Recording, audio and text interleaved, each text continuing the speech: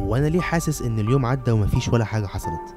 فتحت الموبايل، قعدت اتفرج سكرول على فيديوهات، اكلت، رجعت اتفرج تاني، وفجأة لقيت الساعة 12 بالليل ويوم جديد راح. صفر انجاز. طب ليه كده يا نجم؟ هو كان لازم يبقى يوم صفر يعني؟ من النهارده مفيش حاجة اسمها يوم صفر، حتى لو عملت حاجة بسيطة جدا، المهم تكون حاجة بتقربك لقدام. اقرأ صفحة، اتعلم كورد جديد على الجيتار، نظف مكتبك، أي حاجة، بس ما تسيبش اليوم يعدي من غير ما تعمل حاجة ليها معنى. الفكرة مش في كمية اللي بتتعلمه، الفكرة في الاستمرارية.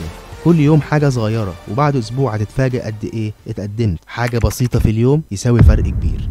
بس أنا مش فاضي النهاردة. طب 5 دقايق بس، ما تستهلكش منك حاجة. طب 5 دقايق مش هتعمل فرق، بس بكرة لما تكملهم هتعمل فرق كبير جدا. أنا داخل تحدي جديد 7 أيام من غير يوم صفر. كل يوم هعمل حاجة بسيطة، حتى لو كانت دقيقة واحدة، وإنت هتدخل معايا. الموضوع مش سباق، الموضوع عادة.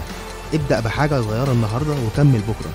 ولو الفيديو ده شجعك دوس لايك واشترك عشان نكمل التحدي سوا الأسبوع الجاي إن شاء الله. ويلا مفيش يوم صفر من النهاردة.